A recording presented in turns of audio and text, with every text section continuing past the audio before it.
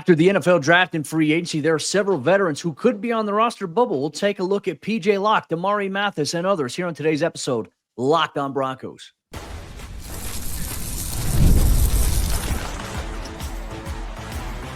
You are Locked on Broncos, your daily Denver Broncos podcast. Part of the Locked on Podcast Network, your team every day. What's up, Broncos Country? Happy Friday. Welcome into another episode, Locked on Broncos, your daily Denver Broncos podcast, part of the Locked on Podcast Network, where you know it is your team every day for all your Broncos news, content, coverage, analysis, and more. This is the place to be every single day, all year long. Thank you so much to all the everydayers out there in Broncos Country. Thanks for tuning in, making us your first listen, however you choose to do so. We appreciate you so much there. I'm Cody Roark, credentialed Broncos reporter for Mile High Sports. And I'm Sayre Bedinger, site expert at predominantlyorange.com. And here's what we got in store for you on today's episode of the show. Broncos rookie minicamp has officially began. Friday's practice closed off to the media. We'll be there at Saturday's practice in Dove Valley to recap all that. But we're going to go through after the NFL draft and free agency, which veteran players could be on the roster bubble after the Broncos made additions to several positions across free agency and the NFL draft. We'll take a look at which rookies we feel like will have an instant impact here for the Broncos, and we'll also dive into why Pat Bryant could be the most under-the-radar rookie addition this upcoming season. We'll break all that down in today's episode of the show. Sarah, let's dive into it here. Obviously, as rookie minicamp commences, you know, the Broncos are going to get their first look, their coaching staff at the rookie class, undrafted rookie free agents, some veteran tryout players. But all that to say, I think when we look at all the moves the Broncos made, is they're looking to formulate their 90-man roster. Right now, it's at about 92 players. So imagine a couple of moves will be made here or there. My thought is which veteran players going into training camp do we need to keep our eye on as potentially being on the roster bubble? Well, I think when you look at this roster up and down, the deepest position groups are in the defensive backfield, and it's no surprise as the Broncos have invested a ton there the last couple of years, whether we're talking day one, day two, day three of the NFL draft, undrafted guys, big-time ticket signings and NFL free agency. That has been an area of focus for this team, and so that depth, unfortunately, now you're talking about having to make some potentially really difficult decisions. And I think you got to start at that safety spot where you added Talanoa Hufanga this offseason. You add Brandon Jones last year. You got a number of young guys at that position. Where does that leave guys like P.J. Locke and Delarian Turner-Yell, Cody? I think those are two players that we're going to have kind of under the microscope this offseason as what is their role? Are they going to be core special teams guys? Are they going to be in the defensive rotation at all? I think they can be special teams guys, but is that where the Broncos want to invest that percentage of the salary cap pie? Is those guys playing 250, 300 snaps on special teams? That's going to be a fascinating one to watch. Yeah, and I'm not sure exactly how it's going to go, right? Because we all know PJ was the starter last year for the Broncos. He had some ups and downs. He played through some injuries, but I don't think PJ was I think there's an error. A lot of people said PJ was bad last year. I don't necessarily agree with that, just knowing what I know about some of the coverages that were called, responsibilities. I mean, that's one thing I always like to ask players. It's off the record, so I can never share it here on air, unfortunately. But, when something happens, I'll talk to players, and I'll ask them, hey, off the record, what happened here?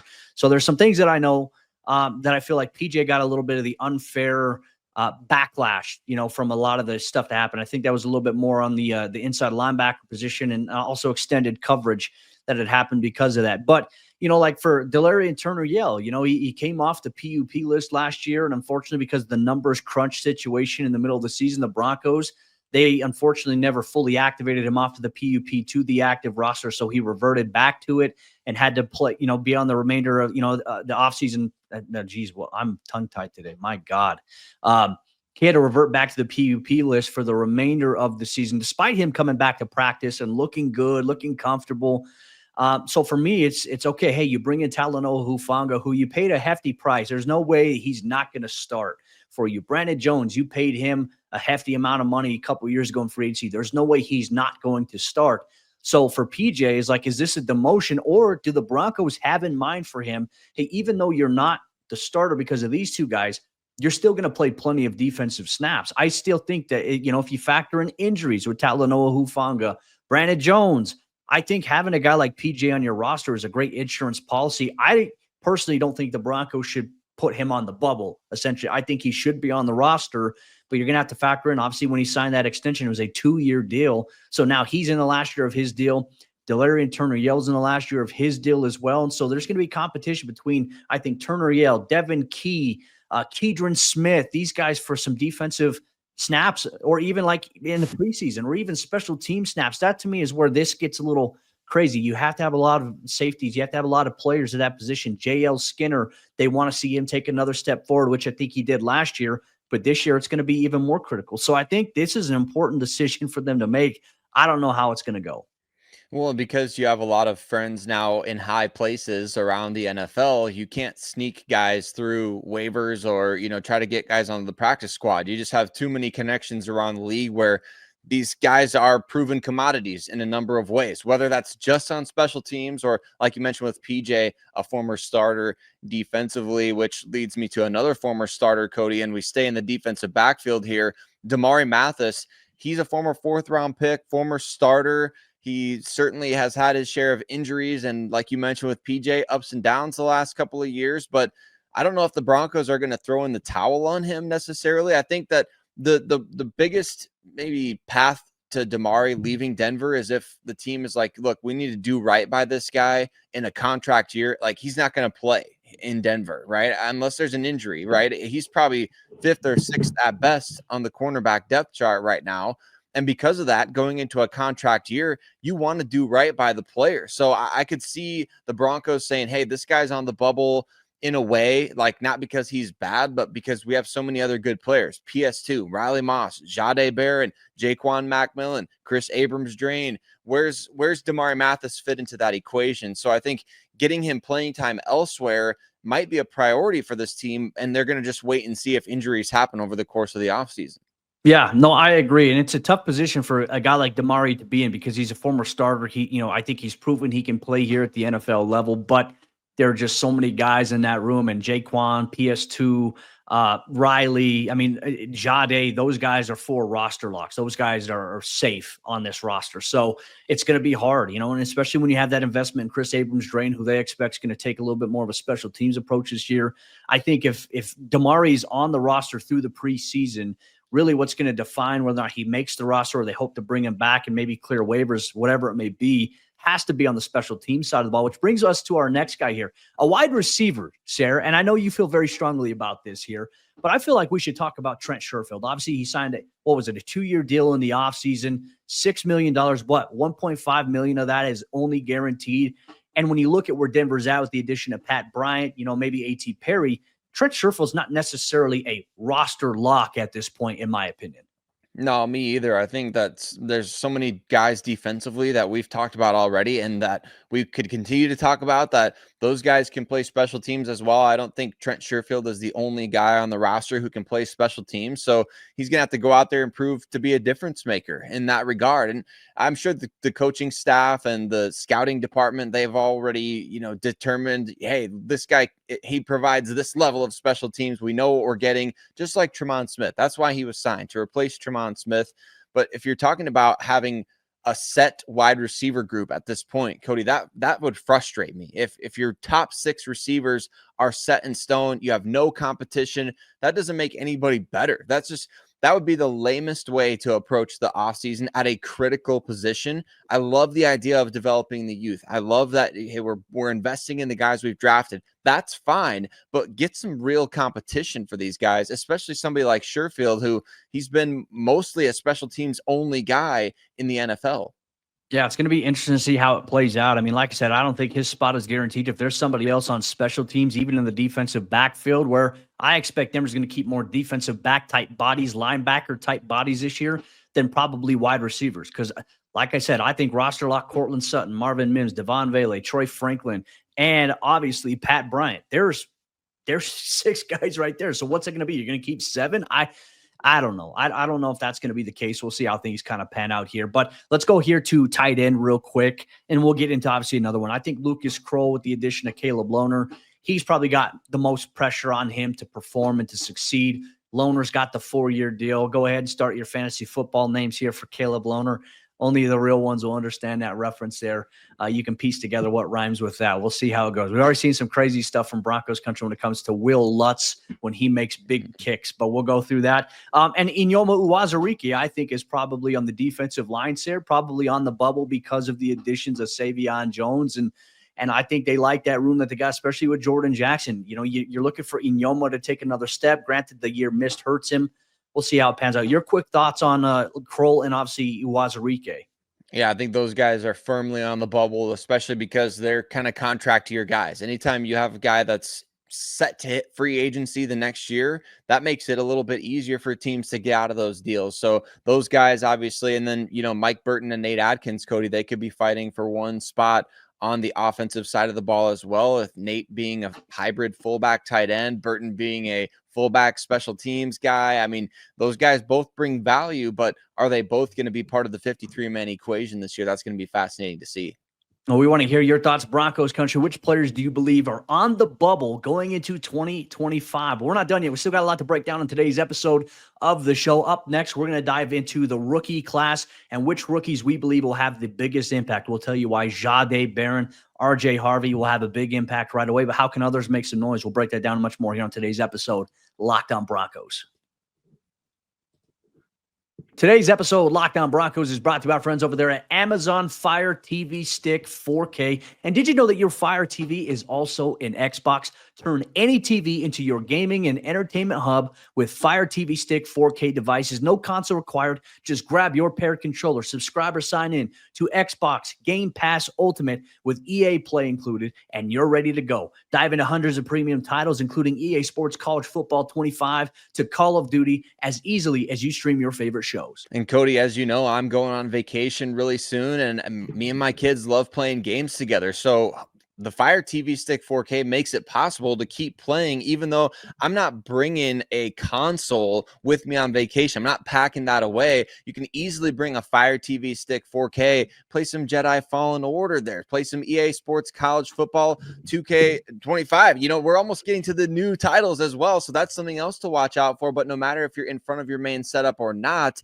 you can bring this with you and play anywhere. Head to Amazon.com/Fire TV Locked On to get started. Xbox Game Pass Ultimate subscription and compatible controller required. Available on select devices, including Fire TV Stick 4K second generation, Fire TV Stick 4K Max first and second generation, and Fire TV Cube third generation.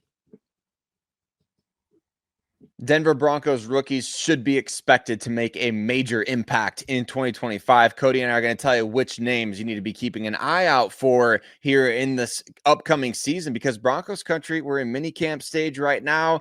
The OTAs are going to continue. Pretty soon it's going to be training camp, preseason. Before you know it, we'll be back into the regular swing of things. So if you haven't already done so, make sure you're subscribed to Locked On Broncos, because you know your boys Cody and Sayre will have you covered every single step of the way. And thank you to all of you everydayers out there already. Let's talk instant impact from the Denver Broncos rookie class. It's been a mixed bag in the instant impact department under Sean Payton, Cody, because I think that a lot of times you're drinking through a fire hose when you talk about, hey, you're coming into play in Sean Payton's offense. It's very complicated. There's a lot of verbiage and terminology. Of course, we saw Bo Nix as the week one starter last year, but then you see other guys like Troy Franklin, Audric Estime. They get brought along a little bit slower.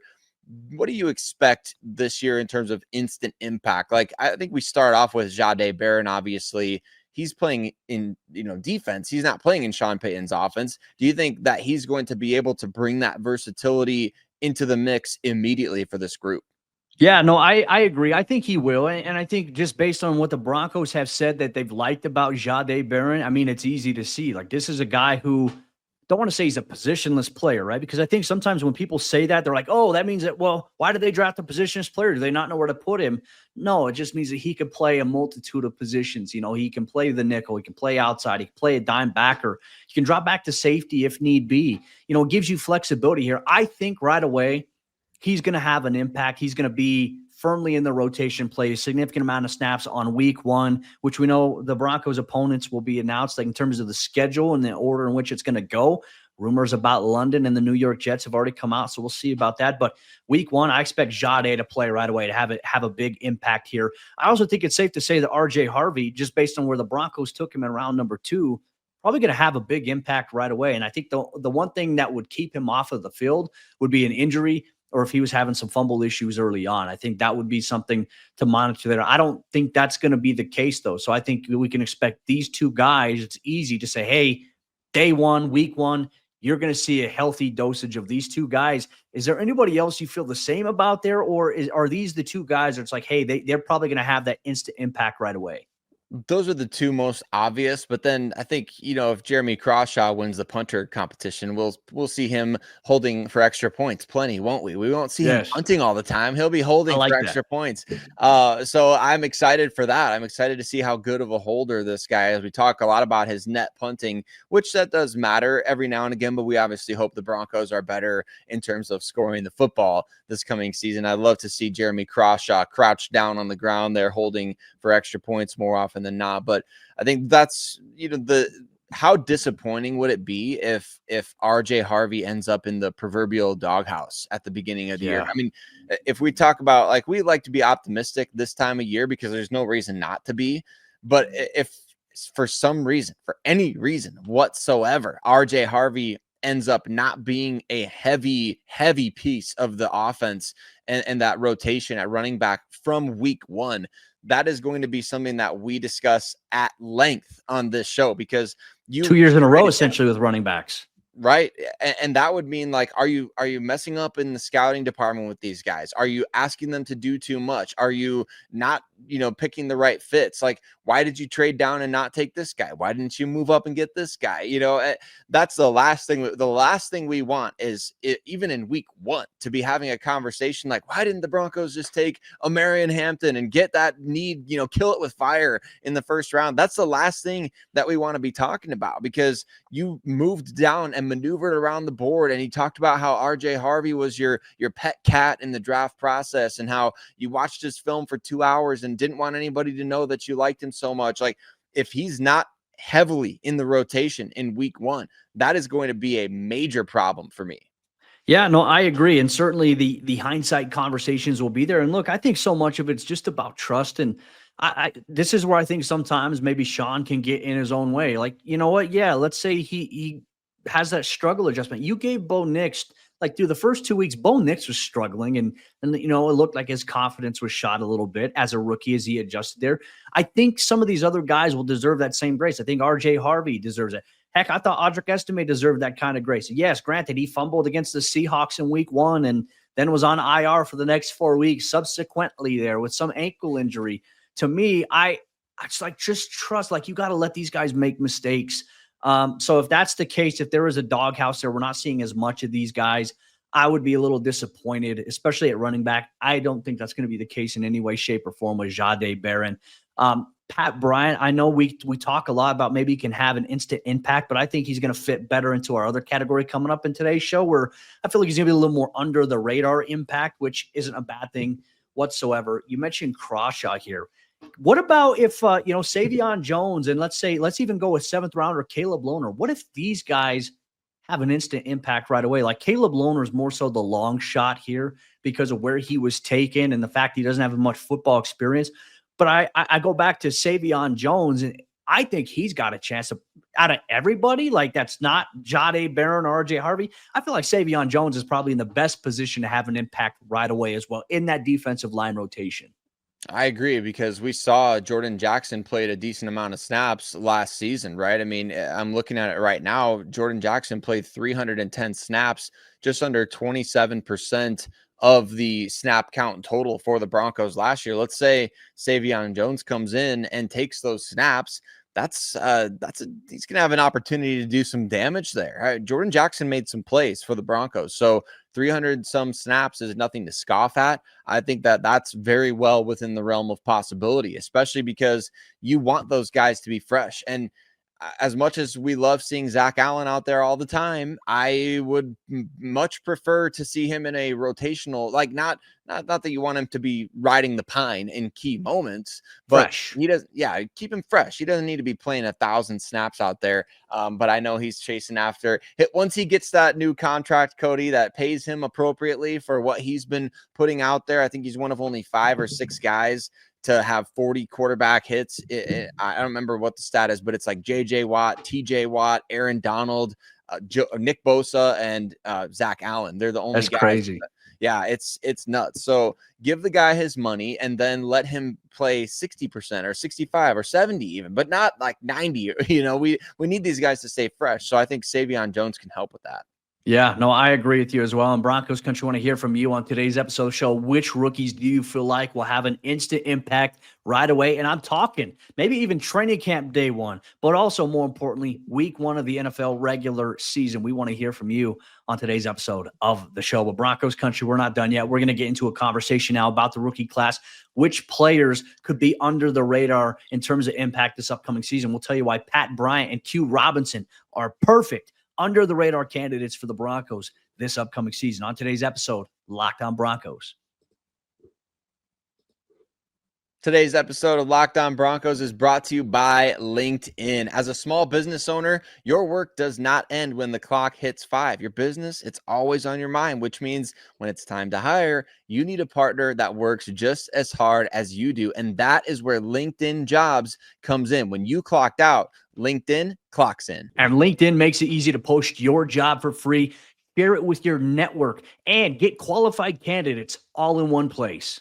And here's how it works. With LinkedIn's new Post Your Job feature, that can help you write job descriptions and then quickly get your job in front of the right people with deep candidate insights. And here's a pro tip. Add the hashtag hiring frame to your profile picture to double your reach to qualified candidates. It's no wonder 72% of small businesses say LinkedIn helps them find high quality hires. Post your job for free at linkedin.com/lockedonnfl. That's linkedin.com/lockedonnfl to post your job for free. Terms and conditions apply.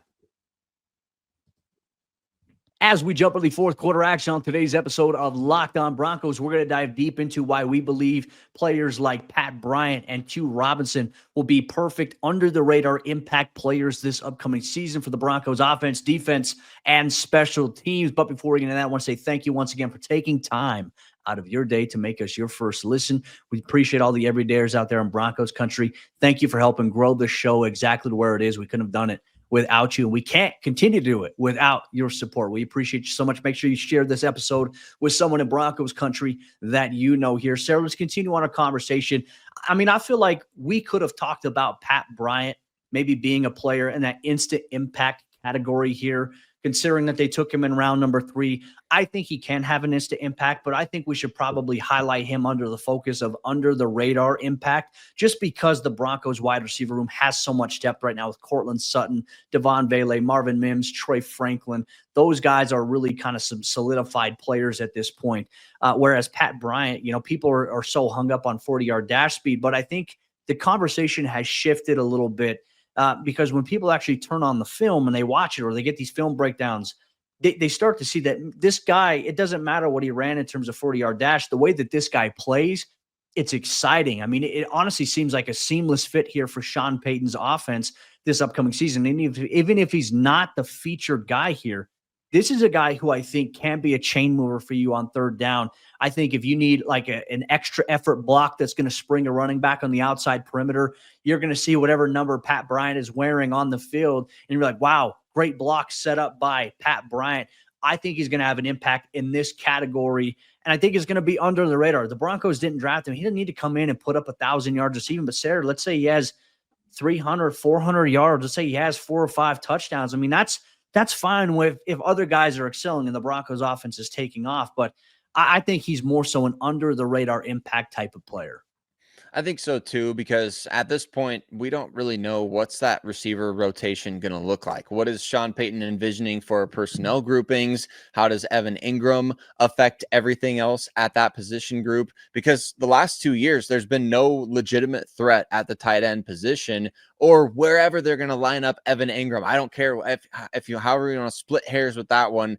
I don't care where he's lined up. He's going to affect everything in terms of the target share, in terms of how everybody else gets covered, and that affects personnel groupings. It just changes everything so dramatically that we really need to see this out on the field. And it might not even be in training camp, Cody. They're not going to give everything away in training No. camp. They're not going to give everything away in the preseason.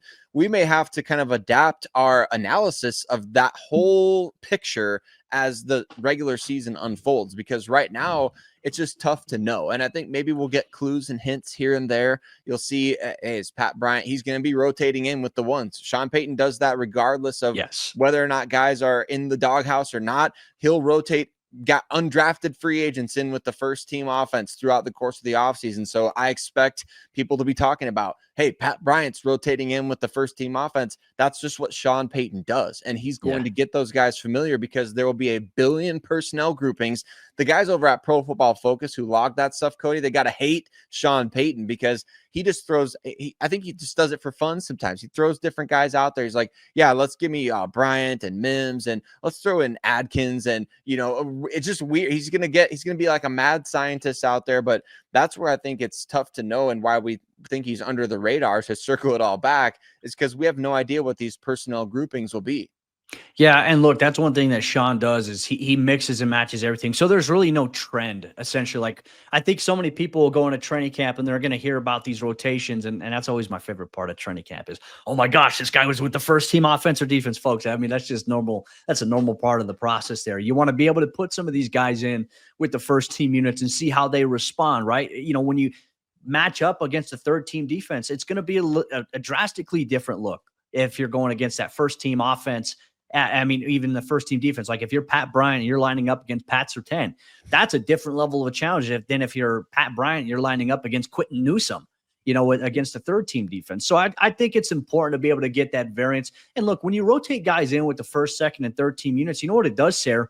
It gets you more on-field reps in totality. And every rep that the Broncos have on field, every player in training camp, there's a camera, right? Film is taken, and these guys get everything put into their own player portfolio that they go through after practice, and they watch with obviously the coaches, the scouts, the GM. They all sit together and they break this all down in meetings ad nauseum. They're going to do that here with rookie minicamp. So I'm excited to see that. Let's talk about Q Robinson here as well. I mean, obviously we've I think highlighted initially, okay, the move of adding him right now, unless there's an injury at edge rusher, he's probably not going to see any defensive snaps, though maybe you can formulate a couple of package looks for him here and there, depending on a skill set or a matchup or an opponent where you feel like his athleticism is something that you can use, but you already have guys like that.